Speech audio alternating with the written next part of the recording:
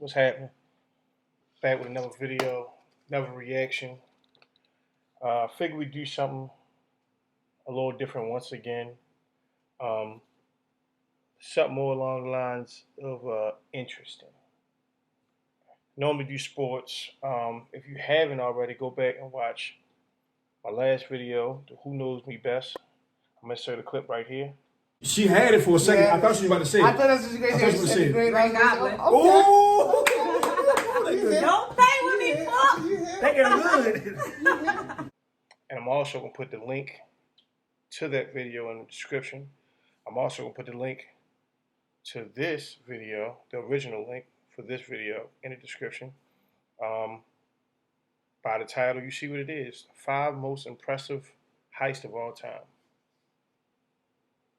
I'm just saying. A lot of people be interested in this type of stuff, so we're gonna see how impressive this is. Before we start it, give me a like, comment, and subscribe. Let's go ahead and get this thing together, man. I ain't gotta tell you what we're doing. You know what we're doing. We getting better. You feel? So yeah, like, comment, and subscribe. Let's get into it. 5 greatest heists of all time. Even if we don't condone them, most people are generally fascinated with heists. Movies like Ocean's 11 and The Sting glamorize these calculated criminal feats, and audiences around the world enjoy watching fictional characters escaping with huge piles of cash and jewelry. But sometimes, these elaborate crimes occur outside of the world of fiction. Today, we're looking at the 5 greatest heists of all time. Antwerp Diamond Heist. The Antwerp Diamond District is one of the most heavily secured places in the world, with billions of dollars of diamonds. District is one of the most heavily secured places in the world, with billions of dollars of diamonds changing hands there every year. And it was there in 2003 that one gang of thieves pulled off one of the largest diamond heists in history. Now, even though most of the gang, known as the School of Turin, has since been arrested, the diamonds have never been retrieved. The robbery was led by Leonardo Notarbartolo. They caught the guys, but they never found the diamonds. See what I mean? Strategy. They real strategic with this, man. They really planned this one out. They really thought this one through. You feel me? Small-time diamond dealer, tenant of the Diamond Center, and a thief responsible for many minor jewel robberies. Although police believe he was the robbery's mastermind, he claimed that he was contacted by an unidentified diamond dealer who recruited him for the crime. Notarbartolo said he was paid to take pictures of the vault's complex security system. From those pictures, the dealer constructed a full-sized replica of the vault. Notarbartolo states that the dealer set him up with a small gang of Italian jewel thieves, each with specific skills for the robbery. The police are not convinced of the truth of this anonymous diamond dealer. However, no proof has been found to support this claim. The thieves got through the 10 layers of security, previously thought to be impenetrable. They bypassed cameras, the combo dial, the key block, magnetic sensors, the locked steel gate, light sensors, heat and motion sensors, and keypad disarming sensors. They used aluminum to trick the magnetic field and stripped plastic off the wires of the sensor circuits. Then they loaded up bags of diamonds and other jewels. It took 2 hours to get it all out of the building, but thanks to one gang member, things eventually fell apart. That man was Pedro Tavano, known as Speedy. That had to be a nigga named Pedro. Brought the whole gang down.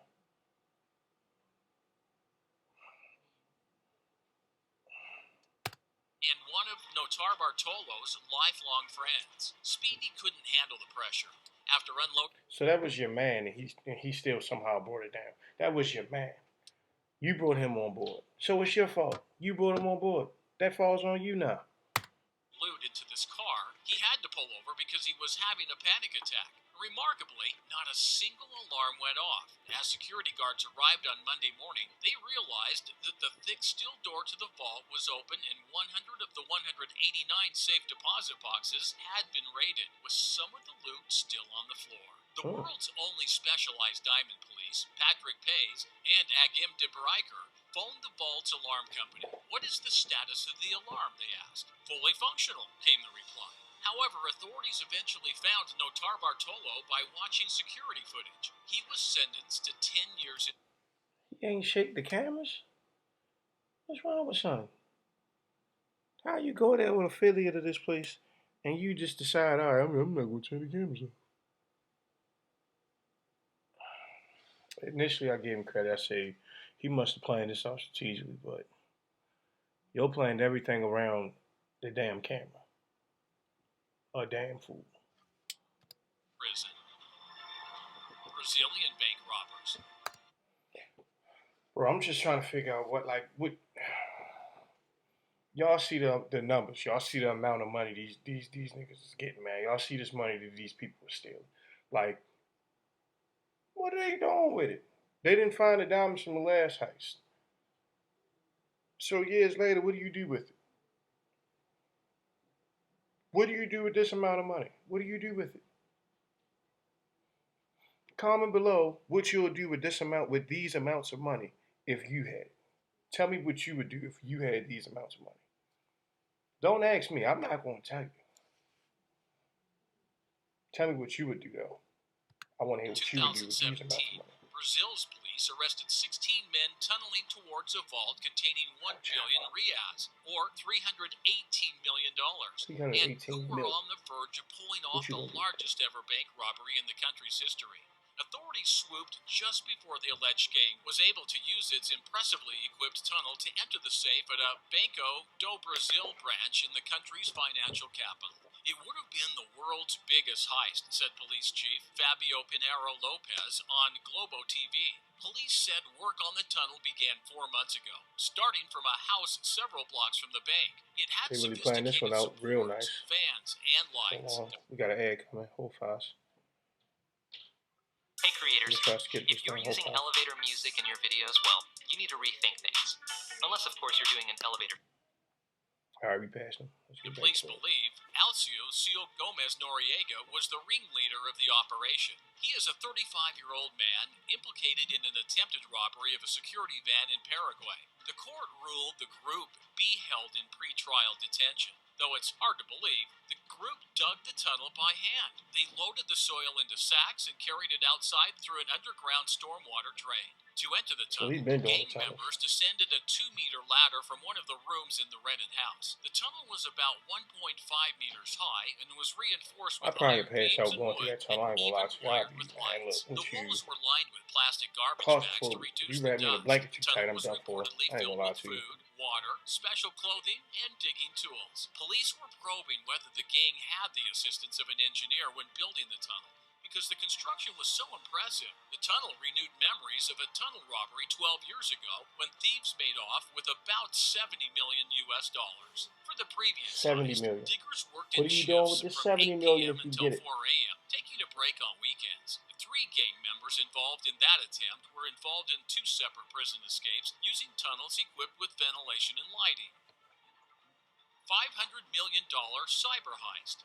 Starting in 2009, cyber criminals from Eastern Europe infiltrated at least 100 banks in 30 countries, raking in as much as $1 billion in fraudulent transfers and hijacked ATM machines over a 2-year period. They did so with a mysterious Trojan called Spy Eye. The attackers struck at Russian banks first, as well as those in Germany, China, and the United States. So some of them really just, they ain't even have to go into the bank or none of that.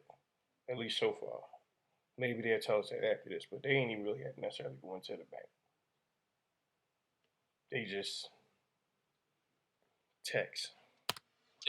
They got away with it initially, but soon authorities tracked them down and they were brought to justice. Alexander Androvich Panin, the inventor of Spy Eye, who went by People like alias you never Rybodmon expect and people like Harderman Online, You feel me? pleaded guilty to a court of conspiracy to commit bank and wire fraud in January 2014 after reaching a deal with prosecutors. Prosecutor Stephen Grimberg said Spy Eye, a preeminent piece of malware developed from 2010 to 2012, was used to infect more than 50 million computers, causing nearly $1 billion in damage to individuals and financial institutions around the world. A second man, Hamza Bendelaj, a 27-year-old Algerian known Look, online he's smiling. as He know he did his BX1, thing. was sentenced to 15 years. Son Prosecutors know said what he he did. sold versions of Spy Eye He online gonna come and home used and the look, malware this to one steal spy. He financial gonna come right home and information. make spy Spy leg or Eye something. was a type of He gonna make Trojan something else virus different. that secretly implanted itself on victims' computers to steal sensitive information, including bank account credentials, credit card information, passwords, and PINs. And once it took over, Gotta never had. There is one credit-killing mistake you must absolutely never make if you want to raise your credit score into the 700 robbing us and right even now. 800 range. Do you know what? Let's get back to it. for a computer. It allowed hackers to trick victims into surrendering personal information, including data grabbing and fake bank account pages. The information was relayed to a command and control center to be used to access victim accounts. Panin conspired with others to People be advertise having Spy weird Eye talents, in and they online use it for stuff cybercrime like forums this. and sold versions of the And I software ain't at gonna say it's prices a weird ranging talent. from It's a good talent, $500 but to then they use it for stuff like $10,000. this. FBI Special Agent Mark Ray testified. Panin was the Like, you ultimately architect of never a get away with pernicious it. malware known as Spy Eye that infected computers worldwide. He commercialized the wholesale theft of financial and personal information. And now he's being held to account for his actions, U.S. Attorney Sally Yates stressed in a news release. And many police agencies don't have the skills to effectively track down and investigate cybercrime. Tracking down cybercriminals requires a very different skill set from traditional policing, which limits the ability of law enforcement to go after cybercriminals. So what did he do to It get also tripped up? takes resources and trained personnel, which are, in many cases, in very short supply, says Martin Rosler, Director of Threat Research at Trend Micro. France's Heist of the Century. French gangster Jacques Cassandre What are you was doing in with that court in amount? Let 2018 me know. for What are a you crime doing with the money? committed over 40 years ago. Police noticed the fact the Marseillais Mafoso was the likely mastermind of the heist of the century after he was discovered to be the anonymous author of a book about the crime. On July 16, Man, the V from Vendetta mask 1976, on. a group of criminals It's robbed a probably branch not of Societe from Generale, that, but France's third largest that's bank, why I know in the the mask southern on. city of Nice. Using the tunnels underneath the city, the gang was able to partially destroy the floor beneath the bank's basement vault and gain access Use to a the plasma cutter? banknotes, jewelry, gold bars, and safety deposit boxes located within. According to the Society General's own account of the incident, the brazen criminals spent the weekend taking their time going through the vault's contents, even taking the time and luxury to picnic using the spent the depositor's weekend. silverware. These He boys used can a get their pen money. name, but Yeah. investigators quickly concluded that the rider was Jacques Cassandre, a key mafia figure in Marseille, where he is now standing trial. He had assumed he was safe because the crime was too old to be prosecuted, but Cassandre is being charged with laundering the millions from the heist, a crime from which France has no statute of limitations. Police found the manuscript on Cassandre's computer, and his children later confessed that their father had often bragged about the robbery. It's on kids ratted on him, man. Who do you trust? His own kids told on him. His own children. He must ain't getting none of that money. He ain't cut him in. That's what that was. Actually admitted to orchestrating the intrinsically planned job that involved at least 6 people and 30 tanks of acetylene to fuel the welding torches used to cut into safes and safety deposit boxes. An inquiry found he had also bought furs worth tens of thousands of euros and had once provided a financial guarantee with 7 bars of gold. He has always said it was a novel, and I don't think a court can convict someone on the basis of a novel, a lawyer from Cassandre Frederick Monneray said Monday. But Cassandre and his family members are facing a series of questions on his business dealings, with prosecutors also alleging Social Security fraud and a real estate scam in Corsica. It's not his first time in court, having been arrested in the early 1970s when police broke up the French Connection heroin trade centered in Marseille. Boy, been putting in work for years. $1 million pharmacy robbery. Back in 2016, the owner of a super value pharmacy in $1 million. Fort Worth, Texas, rang in the new year What you with going a with? trashed business missing $1 million worth of pharmaceuticals. The general manager, Jane Lawbaum, said the pharmacy at 720 North Industrial Boulevard was broken into in the early hours of December 31st. The burglars took highly marketable drugs with a street value of up to $1 million, she said. Surveillance footage shows men clad in So they use a grinder to get to the side of the safe? How did you use to feel them? I didn't know they was that strong. crawling and trying to break into a safe. Spilled pill bottles and cough syrup can be seen in the footage, and what appears to be a safe with the side cut out. An employee named Richard Irby said the robber tied him and 3 employees up with zip ties. He said he didn't want to hurt anybody, and we sort of took him at his word, but he's still waving a gun. The scary part, I never looked down the barrel of a gun before. The robber filled a bag with narcotics and left through the back door. Irby knows through other pharmacists the robberies are Why did they escalating. crawl? Yellow hydrocodone, Soma, and Xanax are the big 3 that most of them are after, Irby said. Irby wonders how long it will be before one of those crooks decides the drugs are worth pulling the trigger. The video ended up becoming extremely popular with over 4 million views and counting.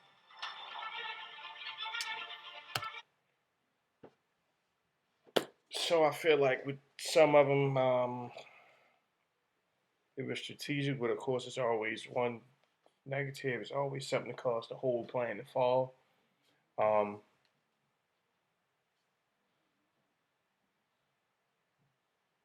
Ultimately, I just want to know what y'all would have done with that money.